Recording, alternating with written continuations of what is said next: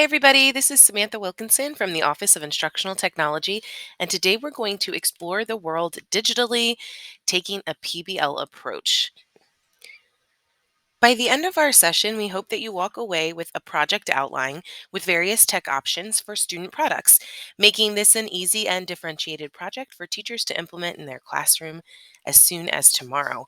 This is an elementary focused session. However, I think all levels could adapt the resources to fit your needs.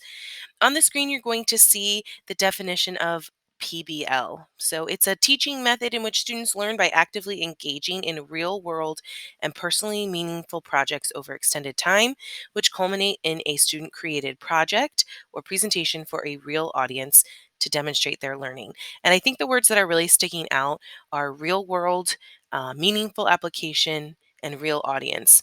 So PBL typically lasts 1 week to about a semester, depends on how long you want to extend the project. This project is designed to take about a week or two, depending on how much time you have and want to devote to it each day, but it could definitely be stretched out based on how far you want to go with it.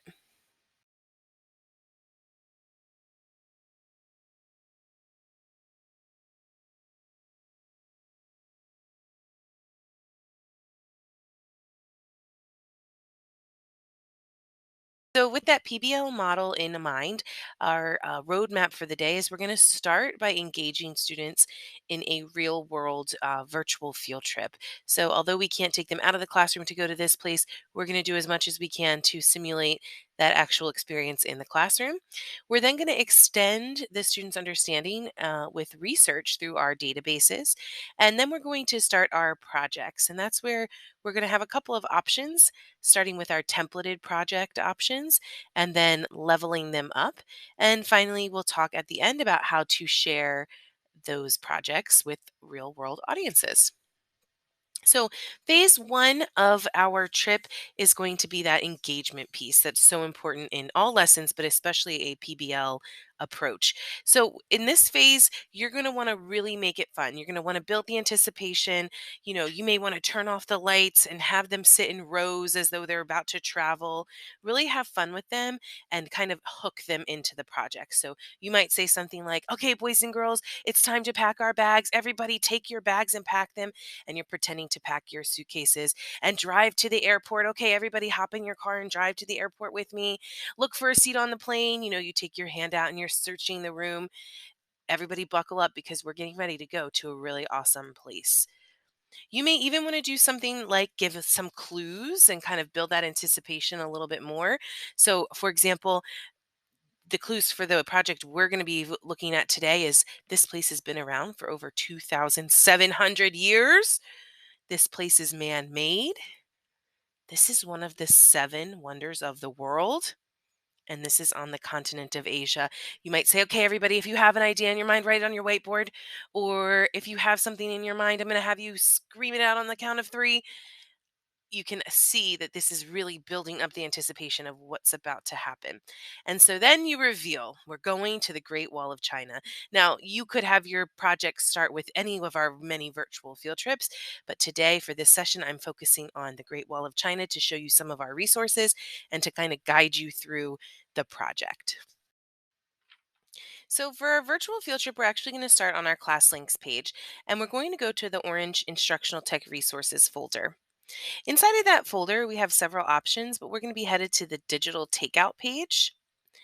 And then once you get to the digital takeout page, you'll see at the very top in the banner, you have a virtual field trip experience tab. We're going to head to the virtual field trip collection. And these have been curated by the Office of Instructional Technology to give students the opportunity to explore outside of the classroom.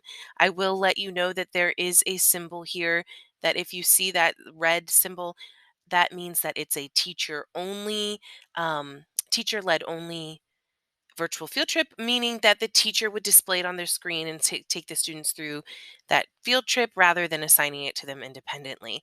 So we're looking here and you see all of the amazing virtual field trips that we have curated, national parks, all sorts of performing arts centers where you can go and explore theaters and other really cool visual arts performance centers. We have a space virtual field trip, tons of museums. The ones we're going to head to today is landmarks and wonders of the world, because of course I'm doing the Great Wall of China. So once you get in here, you're going to see that this happens to be set up by continent. And the continent that we're going to, of course, is Asia. And I'm going to head here to the Great Wall of China. Noticing that it's teacher led, I'm going to be displaying this on my projector on my front board for my class to see rather than having them explore on their own. So the one site that this leads us to is Air Pano. This is an amazing site that really lets us get a panoramic view of this place, very crisp images, and the photography is really just amazing. So now that I've built up this anticipation and I display this on my screen, I think you'll find that your kids are really going to be super engaged. We can interact with the image by simply clicking and panning around. Of course, we can also zoom into certain places, and the kids get a really good idea of, wow, look at the geography here, look at the terrain, how hard it must have been to build this wall. And this could be used in pair with a see, think, wonder, or any of those other thinking strategies. But right now, we just have them sort of hooked into this place. And as you see along the bottom, if I click on these other dots, it's going to take me to either a different view or a different time of day. And as you can see, it's sort of panning around, and I'm getting a really good idea again of those, um, of the geography around this place and the people who are visiting it, and I can scroll through all of these. I could even take a different view each day that I work on the project as a way to kind of really get kids excited about this place. Coming back to our digital takeout page, I can also go to the virtual field trip help area. And this is just going to give me some additional resources. I'm going to scroll down here to where it says virtual vacations. You can see here's the Airplano site again.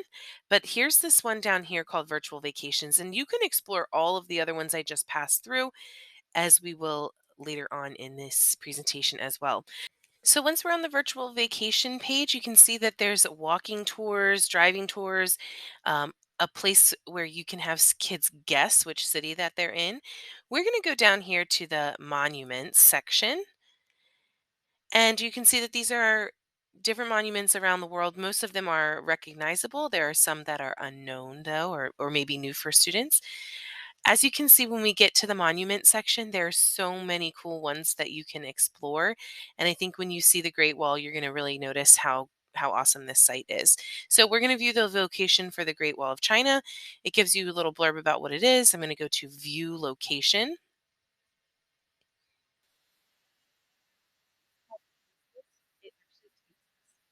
To the Great Wall, as though we are in, first person exploring this place. We're seeing all of the other visitors. We're seeing people who are working and living in this area. We can hear the wind blowing. It's going to take us and look over the edge. It's going to take us and walk all around the wall. And once again, it's just giving us this idea that we are in this place. And it's really hooking students, giving them that experience of being there, even though we're still in our classroom.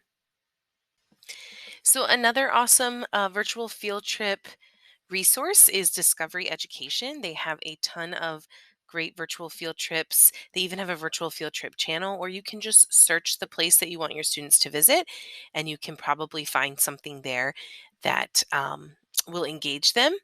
This particular virtual field trip happens to be one of the series called Five, where it gives the students five different facts about this place.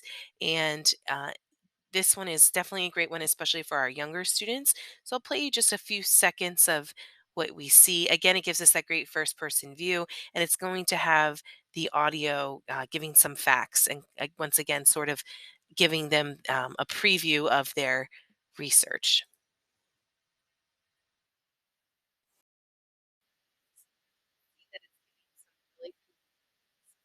Wall. It talks about some facts. It's saying how it's wide enough for two cars to drive on. It's talking about how it's made and who made it. It also even tells them a little bit about the legend of the Great Wall. And you can also see, even here on the fifth fact, um, It's going to give some information about after a day of long hiking, how you can slide down to the bottom. Awesome place to explore for a virtual field trip is the Google Arts and Culture pages. And so if you just go to the Explore part of that website and then to Places, you can find a whole bunch of great spots to visit, or you can also search the site.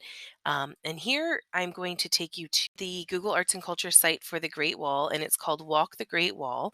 And as you scroll down the page, it's going to chunk the information in different sections. And the first part is always sort of a couple of quick facts.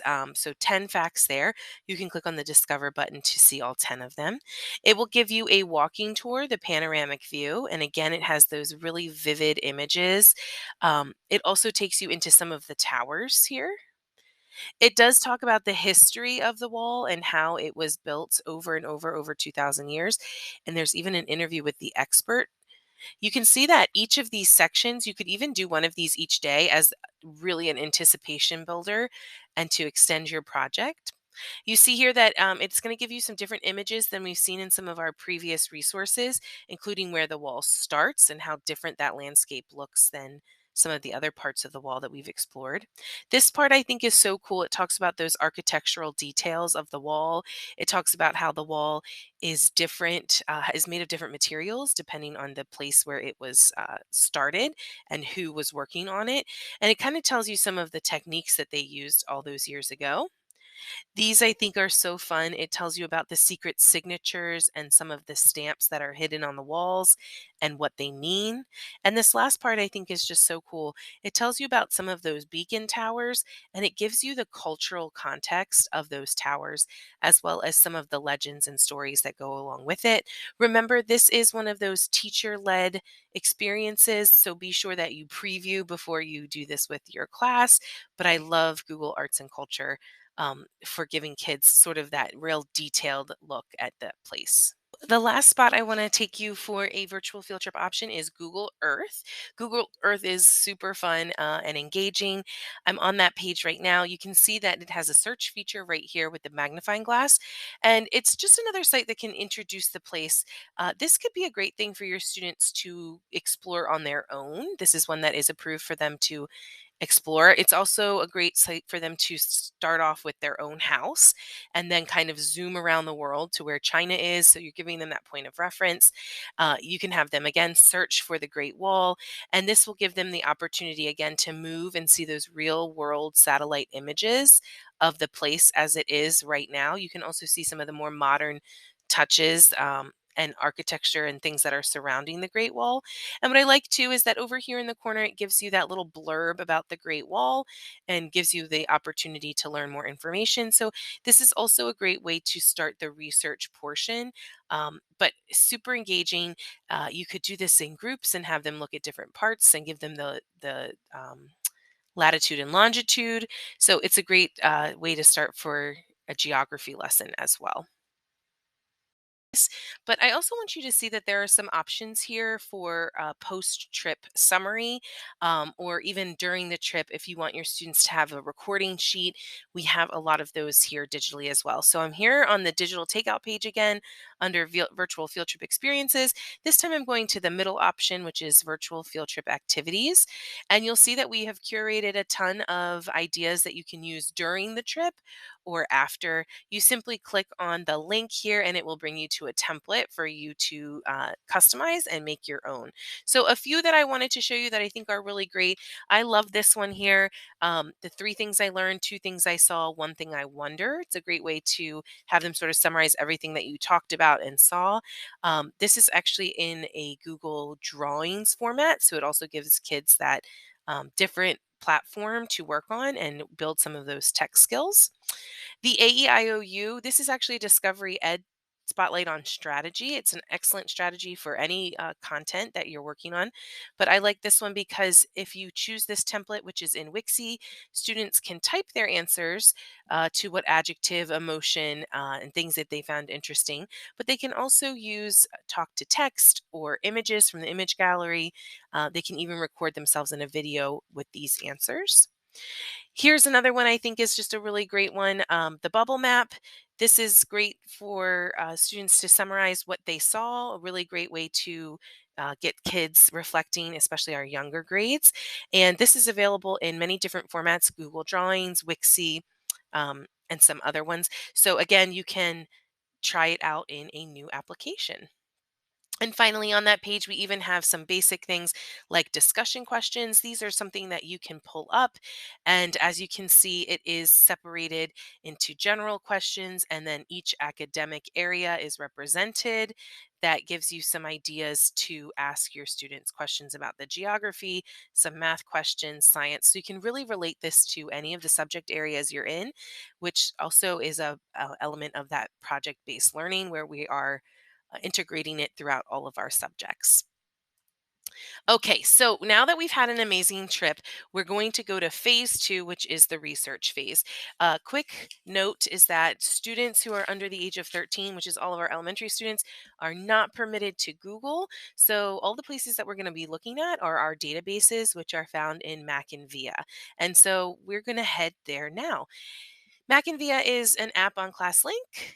When you open it up, it's going to bring you to your library databases and books area. And we're going to head over to the data. So now that we're in Mac and Via, you're going to see along the left-hand side here, databases, and that's where we're headed. Now, there are a lot of different ways that you can do your research. You can have them extend the virtual field trip and research that same place that you introduced. So in my case, it would be, okay, everybody, now we're going to do some research on the Great Wall of China. You could also assign them a related place. For example, you could say, okay, I've talked about China, but now we're going to research a different country in the continent of Asia. You could do a theme like, for example, the seven wonders of the world. We looked at the Great Wall of China. I'm going to split you into groups, and each of you is going to research another one of those additional six wonders. I like the idea of group research because kids can exchange ideas and kind of balances the workflow. You could even just have them pick a country out, of a hat or place a post-it on a world map. But there's a lot of different ways that you can take this into research. And make it really fun and engaging and exciting. So the first database we're going to look at is one that we know and love, which is Pebble Go. Um, Pebble Go is a great site, especially for our younger learners, our K and first graders. This is a great place to go for research. It's the sweet spot for them. It's got those, basic topics that we can search by. It has the ability for it to be read aloud. We're going to be looking in the social studies folder, of course, for our example of if we're looking at the Great Wall of China. But you can see that they can also search for countries, and they can even go ahead and search up here in the search bar. As you can see, I clicked on Land Wall of China. It's quick, small paragraphs with an image that goes along with it. Again, I can click here to hear it read out loud to me. It also has at the bottom here some paired activities that you can do, and even a little video that goes along with that place. So this is a really good place to start for our kindergarten and first grade students. If your school has subscribed to Pebble Go Next, that's going to be a great place for our intermediate students. So I'm going to go back to my home page here in Pebble Go, and you'll see up here at the top there is a tab called Pebble Go Next.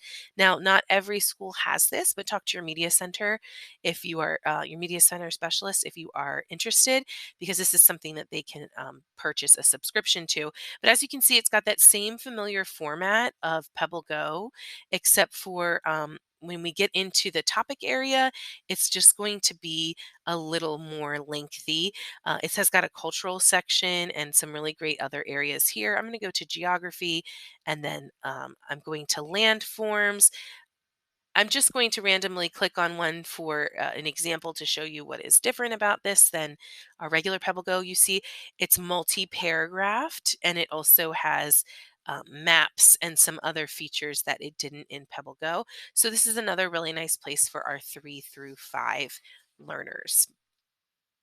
Coming back to our databases, we're also going to be looking at one called the World Almanac. And this is World Almanac Kids, which is the elementary version. Um, and there's also World Almanac Elementary that we're looking at. So we're going to start with World Almanac Kids Elementary. Again, this is another site for our little learners. Um, It's got big, colorful images, a big text. It's a non threatening interface, and lots of good images that teachers can guide students to looking at rather than having to look at words. So, again, we have a lot of different resources here, as you can see, but we're going to go ahead up here to our topics. And we're going to be picking countries of the world. And again, I can say, okay, everybody, I want you to scroll down until you see this picture. So they don't necessarily have to be reading in order to find where you are going to research.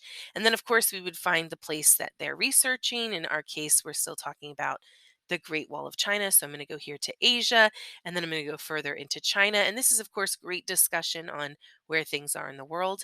You see here that there's the read aloud option.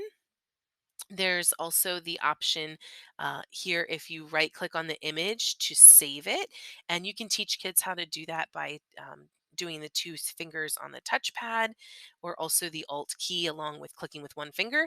And the great thing about this is if they copy this image, they can then paste it in their final project when it comes time for that, because not all of our databases have that feature.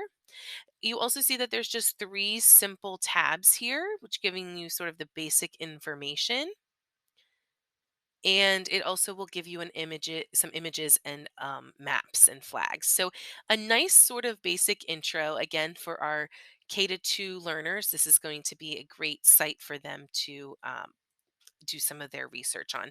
You also see that it's blocked out, and so you could certainly break this up and have different kids focus on different parts of this site. For our intermediate folks, we're going to come back here. It's same the World Almanac, but this is the World Almanac Kids without the elementary uh, part to it. So this is just going to be for mainly our intermediate folks. And you see that it is a slightly different interface, a little more text heavy, a little more sophisticated, but still a friendly layout. I'm going to go again up here to topics. And then I'm going to scroll down to geography, and I'm going to countries of the world. So, a lot of topics there you may have seen for different academic areas as well. From here, it looks very similar. You can see if I scroll down, the countries were below, or I can search by the map. And you're going to see that there is a difference between the way that the elementary version looks compared to this one. It's pretty similar in terms of what information is there, but there's an additional history tab, which provides a much more rich view of this country. As you can see, it's lengthier. It's got higher level vocabulary words, but again, it still has that read aloud feature.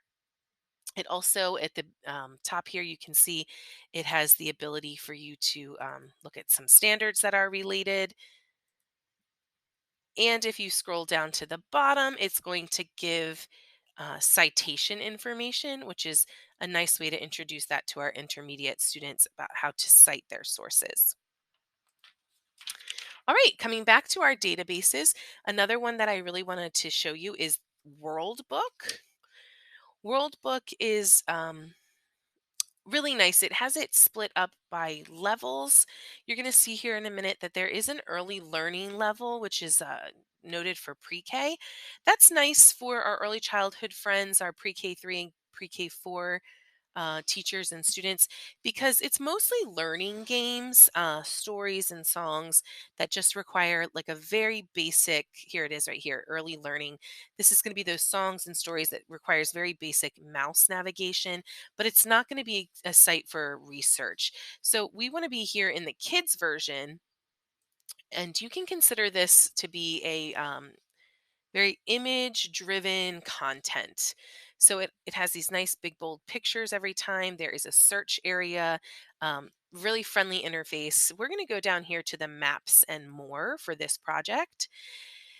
So when we look here, the atlas is going to be exactly that. It's a collection of maps. It has population maps and weather information. So this is a good place to go to get some of that general info for student research. There's also the outline maps and the flags. So if you chose to print out a map or a flag for your students to use as part of their project, this is a good place to get it. You could even download it as a PDF and upload it into Wixie and have them work on the map or the flag in Wixie. But where we're going to go today is the interactive maps, because this is going to give us some of the more meatier information for our research.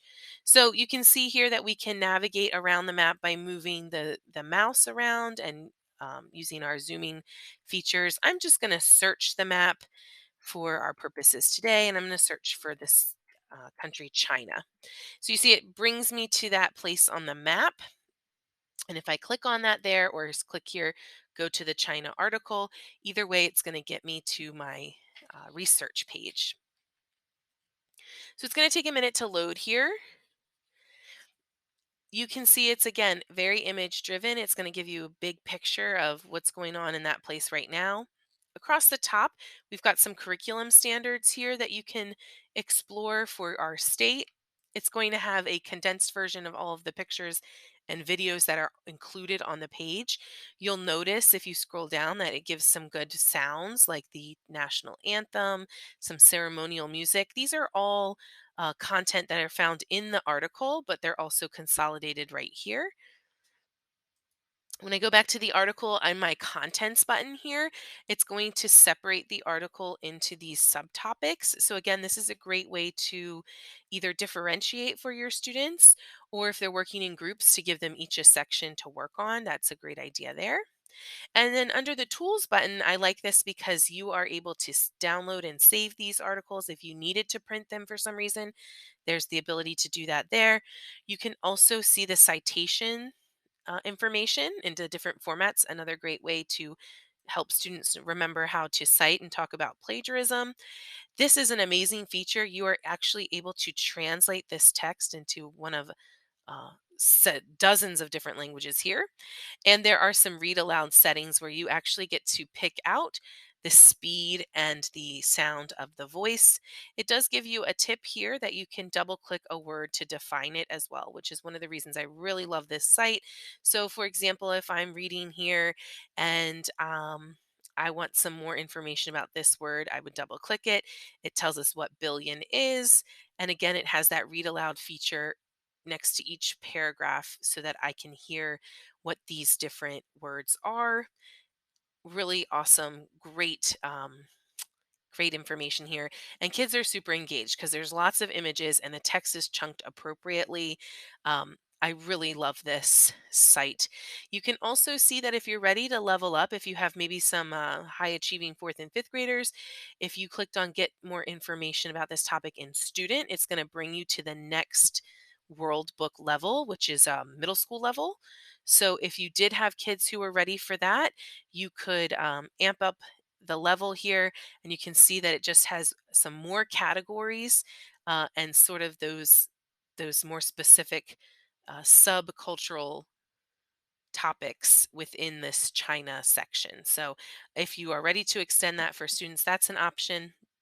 Heading back to our world book that we were in previously, you may have also noticed that there was the ability to have the entire site in Spanish, because World Book has a Spanish version. So again, I'm scrolling all the way down right next to where we upgraded to student version, which is that middle school higher level. Underneath of that, you can get this entire article in Spanish, and it takes you right to the Spanish version of this database. But again, you could also just translate right here from tools. All right, heading back to databases. Another one I want to show you is Britannica School. So we're going to go up to our B's. Britannica School. You see, we have several Britannica subscriptions. We're going to the one that says Britannica School. So Britannica School, we're going to go to the elementary version of this, which is best for grades 2 through 5. So I wouldn't use Britannica School for our littlest guys unless you're kind of guiding them with the research. You can see that you have a search button right up here at the top. There's a word of the day. This is a fun site to go to if you need something extra for students to be reading or exploring during guided reading time. You see that there's images and articles and biographies, and then down below it's going to go by topics. So Animal Kingdom, again, it's got those big images that are really friendly for our second graders. Here I am in geography. and I'm going to go to World Atlas. You can see all the other topics that are there. An amazing place for searching. As we see with many of our other databases, it's going to take us to a world map. And again, we can either just zoom in and navigate around to our place, or we could search it. So I'm going to click on China, and I'm going to go here to summary. And the summary is going to do exactly that. It's going to give me just a little blurb about that place. But if I click on read article, it's going to more on the article section. I just love the way this is laid out in the accordion style, where kids can click and view just certain small chunks of information. This, I think, is really great for our second and third graders. Um, you can see up here at the top, it also boosts different reading levels. So if you wanted to go to the next level, it would bring you to the next level of the Britannica School databases. But that's a way to differentiate if you have some high flyers who are really ready for that next level of reading. Again, when you click on the little caret, it's going to give you the information here. It's going to give you the ability to read aloud and to play and stop. I love that, just simply not for kids, not only for kids who are having trouble with reading, but also just to hear some of these words that they may have never heard before. You see, when I double click on a word, it also gives me the dictionary version. I can hear it and I can get some full definitions here. So if I'm unfamiliar with a certain term, I can double click to get that.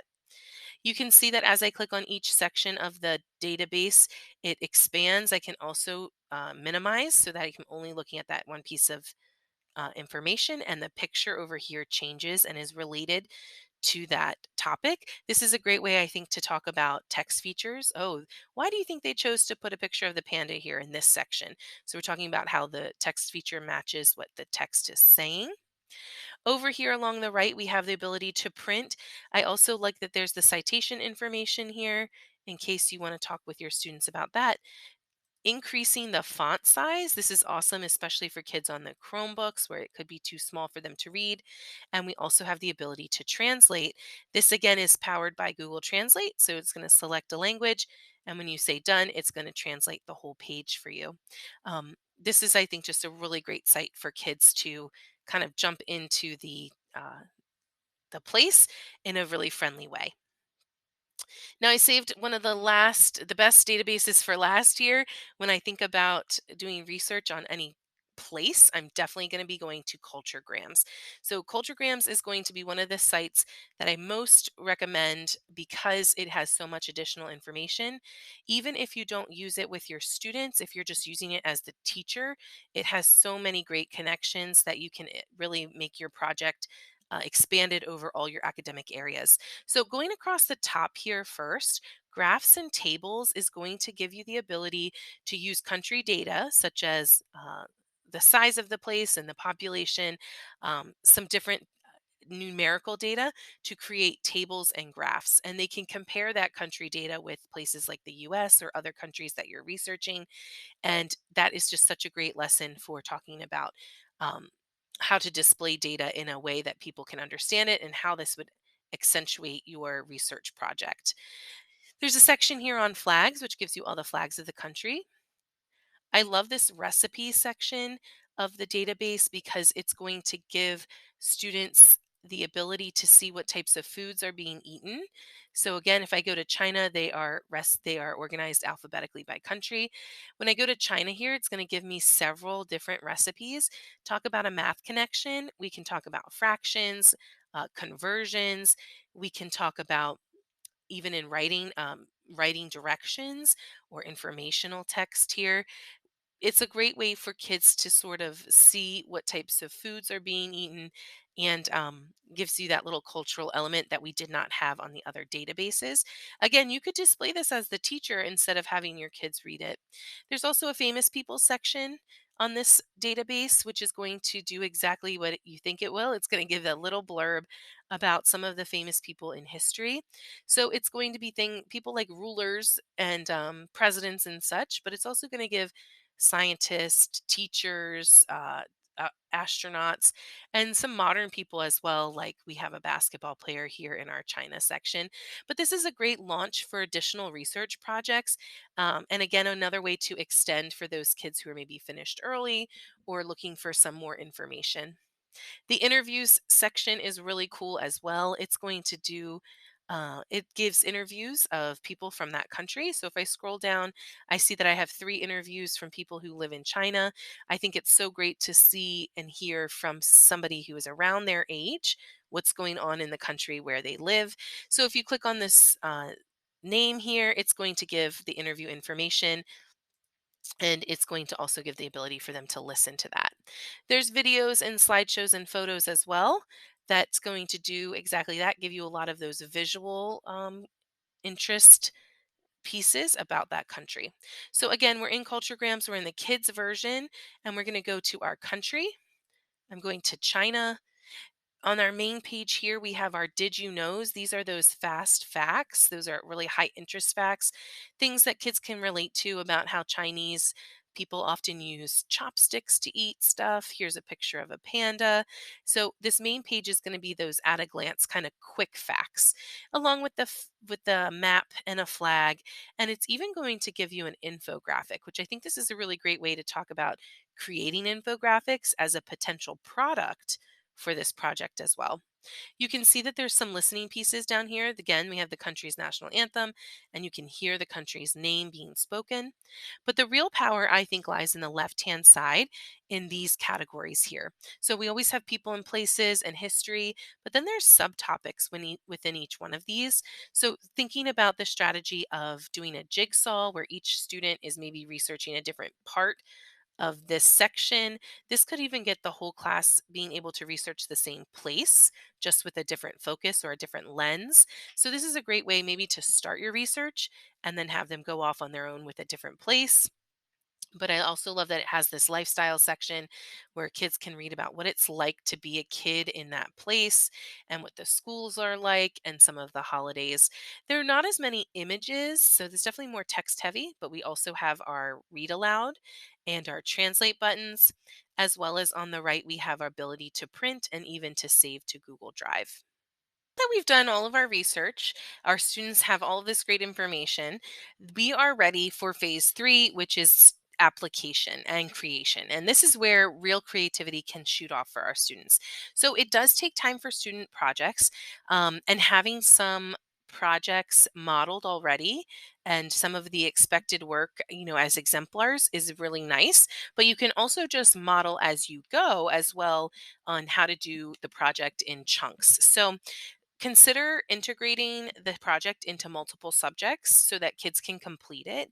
It's obviously a natural fit in science and social studies when talking about geography and culture and places around the world. But it's also a good time to focus on this during writing, the writing block, as students will be using writing and informational writing to present this project or get this project together.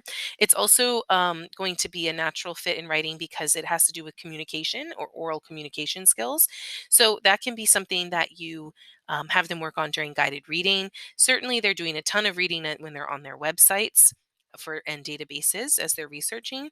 Um, you can also have them work on this at the beginning or end of the day. I think once you get them into the project, they're going to be really excited to work on it whenever they have some free time.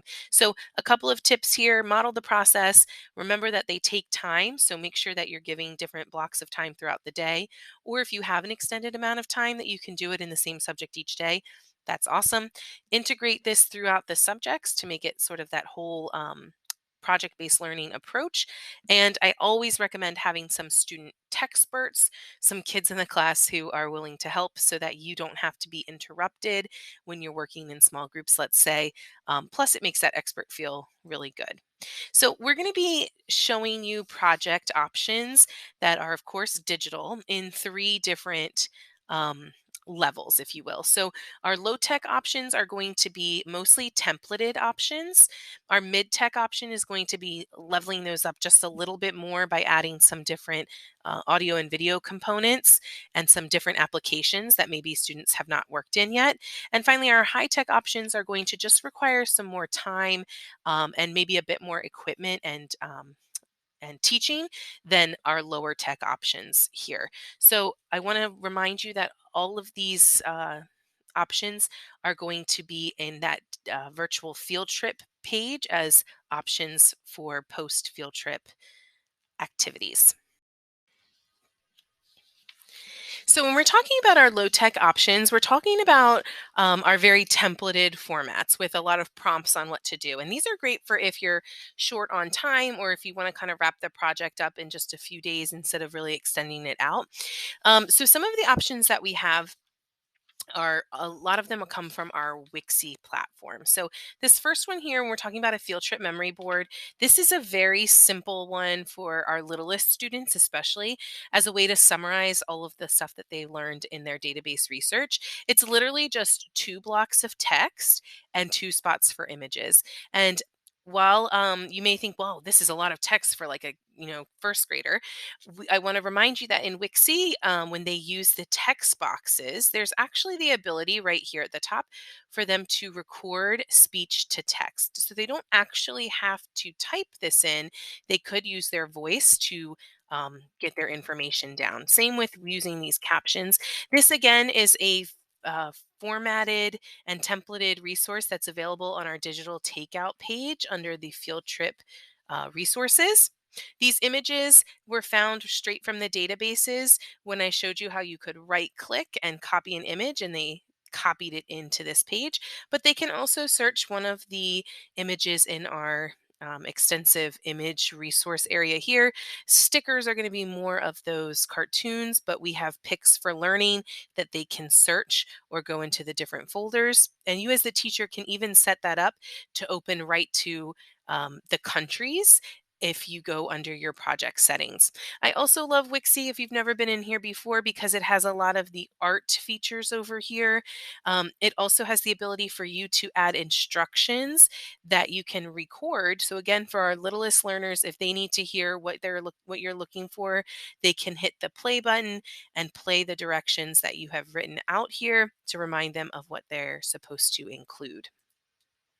Another one that I love that comes from Wixie is just a very basic suitcase story. This is really similar to what we just showed on the memory board, but it's basically an open suitcase, and the students are adding images based on their trip, on their virtual trip that they went on through the databases and through our virtual field trip. Again, it's opening right up to that. Instructions page, and the kids are getting their images either from the databases that they searched or also from the image gallery.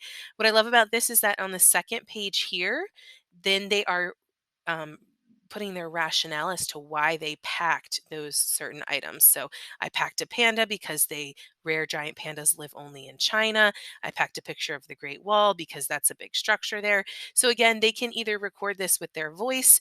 They could even do a video. You see, I inserted one of myself here. By clicking on this video button at the top, it will open to their webcam and microphone on their Chromebook. And so they can record themselves speaking instead of typing out. But this is a really fun one and a way to think about how you can unpack what you've learned on your trip, if you will. Coming back to our examples page, we also have a template which is called Trading Card. This is one of our most popular templates in Wixie. It's basically a one pager about the place that they visited. And so the idea here is that you could, if you wanted to, print these out. They print out as little cards and then the kids could trade them, but you don't have to. It can certainly be a digital project. Again, all of the paint tools here, they're literally just as the teacher, I have pre-populated these little subcategories and the students are filling in either with text or pictures. I have added a couple of images here as an example, but you can see how you could set those categories. And it could be the same things that they research straight from the database, just putting it into their own words. I want to remind you over here on the right-hand side, there's the show button. And when you go into show mode, this is where it's going to give us the full screen view for them to share. Another one that I think is really cool in Wixie is that you could simply give them the choice. We know that when you give students choice that we hear more of their voice. So giving them that ownership of choosing which project they want to do. This is already templated in Wixie, the field trip choice board. You can see they have 6 options here. I think a lot of them are really cute options too. So they could just do a basic journal. They could do a billboard about why they should visit that place. Again, I love this for the younger grades because it's kind of a more simple project and they can still really show what they've learned. Design a t-shirt for the place you visited or a snow globe souvenir. And depending on which one they choose, they just simply click on that image and it will bring them to a template for them to work on their own. So, speaking of Wixie, they also have some really great book formats. And if you haven't seen the book format yet, basically it just presents in a slightly different way. This one that I'm about to show you is a sort of a more lengthy project, but again, still very templated. It is a passport. So, this is where the students would put their name. They would talk about what types of food are found there, again, adding images or artwork. When they're finished with this, they go to the show button. You're going to see that in this case, it opens up as a book and the pages flip open just like a book would. So it's a slightly different way of showcasing, but again, it's that sort of authentic project. And when they see how cool that is, I think they're really going to put a lot of effort into that. Here's another example of a templated book. Again, all of the things that I've added in come from the databases that we searched earlier. In this case, I did add some images. So this one's called the scrapbook. And as you can see, these little areas where you can add images and these text boxes are already on this scrapbook. I simply added the information. There's even this film strip that allows students to know that they're supposed to put a video in here. And you could, of course, give them directions on what to do. Maybe each day they're working on a different page or researching a different part of that country and then putting their information on a different page. Again, all of this is formatted. I simply added some images and the text, but the backgrounds and the text boxes and the shout outs, the film strips are already there. Again, when we go to show mode, it's going to flip open like a book. And I think you can see that this is just a really nice student product. And when you give them these examples and show them what they can create, I think they're going to really surprise you. The last one I included from our virtual takeout page is our memories photo album. And I wanted to include this to show you that not all of our low tech options are in Wixie. This one that's about to load for you here on the screen is in Google Slides. It's also very templated, but this is a great one for especially our upper elementary kids to learn some of those tech skills like layering images and text and adding in some of those shapes in a different application. So you'll see here as it loads that it's going to have our opening page, which is a scrapbook format. And then each of these pages, as you see loading here on the left, it actually is going to give them um, little directions on each page of what to do. So, for example, here's our opening page. On slide 3, they're including a picture and something that made them say, whoa. Then they're doing a table of contents. Then they're showing a map of where they went. So it's again really templated, but it's a great way to get students started in adding basics like images and text. So the next level up, if you will, is the mid-tech options. And we're calling the mid-tech options options that will likely require more time and a little more tech skills. So it may take you some more time to front load your modeling, and it might take some additional student helpers in the classroom to navigate through these applications. So I'm going to show you 3 of them. The first one is in Google Earth, and it's called a Google Earth project. So another option that we have for a mid-tech option is to do a project right in Google Earth. So you remember we started with a virtual field trip in Google Earth, but students can also actually create projects here. And so the tab that they're going to go to do that is this little icon right here, this little flag icon, which says projects on the left-hand side. And when they get to that part, they're going to be able to start a new project. So it will look something like this, new project. And when they start a new project, which I've already started one here, they're of course going to give it a title. They're going to tell about what this little trip is. And then they're going to have the ability to add features. So they can search right in Google for those different places. So I could search Great Wall of China. I could search a specific city that I learned about in my research. And then I can also do things like add a place mark. So if I already had that place on my screen and I knew where it was, I could add my own little flag or place mark. I can add lines or shapes to accentuate or highlight something. And each time that I do that, it's going to make a each time I add a little flag or a shape, it's going to add it to my trip down here. So you see, this is my main trip page that I'm on now, but I've created three slides, if you will. And as I click on each one of them, it's going to take me to that place. So the earth is going to spin and it's going to give me my pop out here. Now, on this pop out, the students have the ability to edit and add their own image and little subtitles about what's happening in that place. So then I'm going to go to the Great Wall of China and my map's going to swirl. You see, I'm having some loading problems. But in this case, I, as the student, only wrote a paragraph. I did not add any images. And then I went to Chengdu, which is my last spot on my project so far. And this is where most of the pandas live. So I wrote a little piece about the pandas and I put an image there. And again, if my internet was working better, this map would be swirling to each of these places and I could add in some lines and such. But this is just a different application. Same idea, sort of slides and information. So kids are still adding images, they're still writing what they've learned, but they have the additional element of the Google Earth backdrop. And a really easy project. It actually saves in your Google Drive as well, so you can come back to it anytime. And this is a fun one that you could even do as a whole class for a certain place and then have them work on it on their own. So, the second mid-tech option that we're going to talk about comes from our newest app, which is Adobe Express. And when we go to our class links page, Adobe Express is going to be this colorful A that is a new icon on your page. And when you open up to Adobe Express, you're going to see a bunch of options, including one called Explainer Video. And so when you click on Explainer Video, it's going to prompt you to give a title to your video.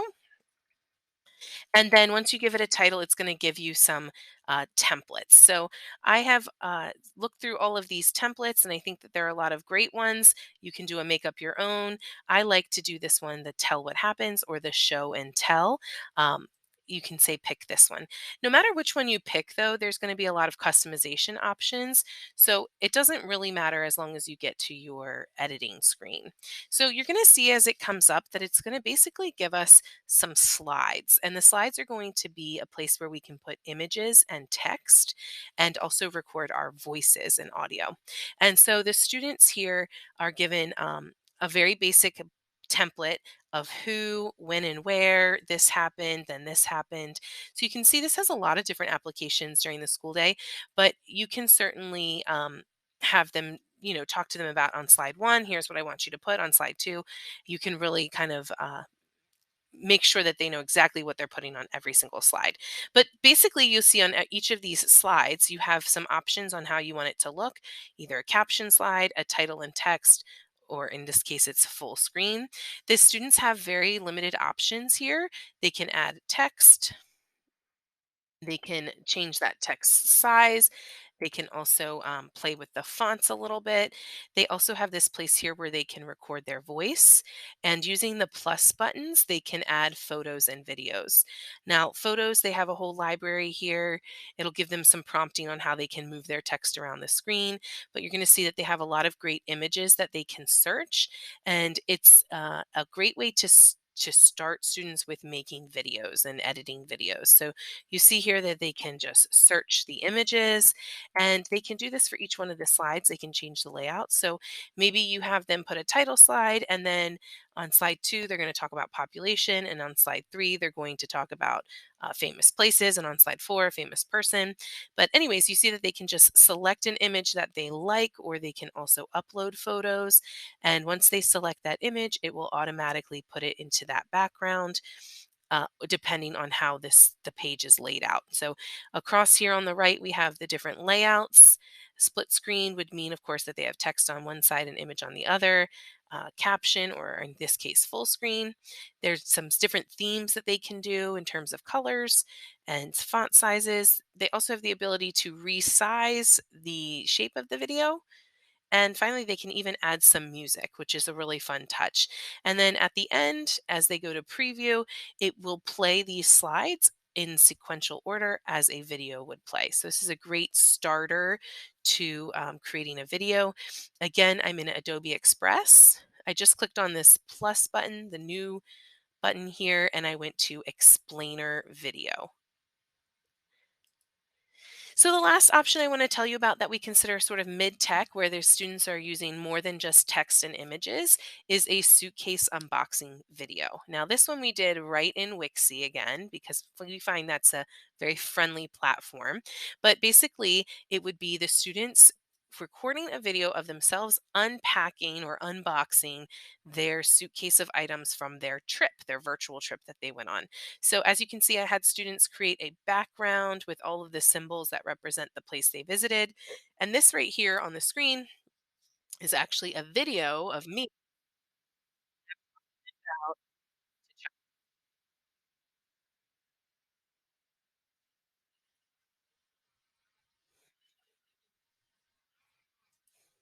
So as you can see, it goes on, and I'm talking about all of the different items I brought. We also consider this a little more mid-tech, not just because of the video element, but also because it requires the students to maybe bring some things from home or to draw pictures of those items. But it's another really engaging way to have students practice those great tech skills in some applications that they're already familiar with. We're on to our third tier, which is our high tech options. So, these high tech options are both going to be created in WeVideo. And if you've never used WeVideo before, it's a super awesome app that allows students to do video recording and editing, audio recordings, adding images. And it's an application that maybe our elementary students haven't used before, or if they have, maybe a template. But this is going to allow them to really take it up to the next level in terms of their tech skills, as well as the time it's probably going to take is going to be a little bit longer than some of our templated projects. The first option that we have here is for them to make a suitcasing unboxing video again, but it's amped up this time because this time they're in charge of not only recording that video, but also adding some text overlays, some audio overlays. You can see here in my example, text overlays and transition. Same video that I recorded in Wixie, but I actually uploaded it to WeVideo. You can see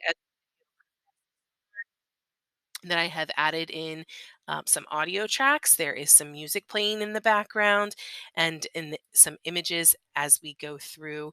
And finally, at the very end, there are even some credits. So the students are practicing with doing layers, and they're working in a new application. The other thing that you can do in WeVideo is that you actually, and here I am in WeVideo now, you see that there's a huge media library where you can upload or you can search the images and videos that WeVideo already has. But WeVideo also has the option to use some templated videos. And one of the best ones, I think, is the vacation highlights reel. And basically, it is templated sort of like the Adobe one is, where students are simply dragging and dropping layers onto their video, and they're basically talking about the highlights that they had, and they're thinking about things like, why did I include this item, what does this show about what I have learned, so really creating that project that they're proud of. The other idea that we had thought of that we thought was really cool is to do a green screen video. And so, of course, this would definitely take some time and planning on part of the teacher. But you can see here in this example, as it comes up here, that this is a student who did a vacation, her summer vacation highlights on a green screen. In WeVideo, this is actually a pretty simple process. I'll wait as this loads, but you can see here basically the students would be talking or holding items or talking about what they've learned against a green screen. It doesn't have to be a green screen. It can be a sheet or really any color, as long as it's not a color that is in your image that's going to be your background, because it works on extracting that color from the background and then overlaying the other elements on top of a existing image or video. So there's a lot of templated resources already in WeVideo that can help with green screening, and I'm going to show you some help resources as well. But think about how fun this would be. Here's my example. This is a fourth grader who did a project on her virtual vacation. So you see, you can't hear, but there's music playing. She has added some text elements talking about what she did on this trip. And of course, there's some video elements, but at the beginning, that was really a great example of the green screen. And of course, this could be them against, in in the rainforests of China or walking on the Great Wall. And I think that that would be a really fun way to show what they have learned through this project. So we know that a really big part of project based learning is showcasing that project to a real audience. So I wanted to talk for a minute about some ways that you can do that. Certainly you could definitely do a gallery walk or have students do presentations within their own class, but consider inviting some of your parents in to see those, or administration. If you can't do that, or if you would prefer to keep it kind of smaller scale, you can certainly ask teachers in your building if you can send, a group of 3 or 4 kids to come present to their class about what they learned. I think that would be a great opportunity to teach speaking skills. You could also have a buddy class come in and have them sit and share with a buddy student what they learned and their project. And they can talk not just about what they learned, but how they did it and how the application works. So, this is a great way to expose students not only to the content that they learned, but also the applications that they learned it in. And I love a buddy class because you could go to lower students. So if you're a fourth grade teacher, you could go to your second graders, or you can go to a higher grade level, and that would maybe inspire them to do a similar project. And then you can also choose to host a showcase evening. You can make this as big scale or as small as you want. Of course, it would take some coordination, but I think with a project that has taken such a long time, depending on how much effort and energy you put towards it, that hosting a showcase evening could be really fun. It could just be right after school for the last 30 minutes of the day, and parents could come in and take a look at their projects and some of the others. A couple of things that you want to consider when you're doing these projects is think about the experts in your community. Think about speakers that might be related to the topic that you're working on. So, in my example, we focused on places, but certainly your research project could be on a topic, or something going on in the news, and you can think about who do you know that you can connect with to make this a more authentic experience. If you are doing places like we did in our presentation, do you know anybody who's lived in that place or who's visited that place that can come and talk about that experience or show pictures? I think that always makes it a more authentic experience for students. You also want to think about engaging literature that you can make connections with. So think about going to your media specialist or your local library to get some books related to that topic. So you're kind of making it a full overarching uh, project for every academic area. You may want to think about integrating this project in the writing block for it to work out, because I know time is always something that we need. And I think this is just such a great way to teach writing skills and mini lessons about your project while embedding it in the project itself. And I also want to remind you, don't forget that there needs to be some time devoted to teaching those oral presentation skills and explicitly teaching them. So build in time for that practice, build in time for them to share with their classmates and with you before they go and have a big presentation in front of a real audience. So I want to thank you for traveling with me today. You don't need to fill out the attendance form if you're watching this back, obviously. I do want to remind you of a couple of things. In your school building, you have an e-coach and Brightspace champions that can help you when you're trying to plan this project and get resources to kids. I also want to leave my email with you here, swilkinson@aacps.org. I'm one of our 4 teacher specialists who can help you out with this project. And finally, I want to take you to our ClassLink page again to remind you of the Teacher Intro to Digital Tools page, which is the big T on our ClassLink page. If you've not been here before or in a while, I want to remind you that we have resources for every application I've talked about today under application support. So if you're interested in doing a green screen video project, check that out under application support, or please contact one of us in the Office of Instructional Technology. Again, thank you for traveling with me today, and have an awesome day.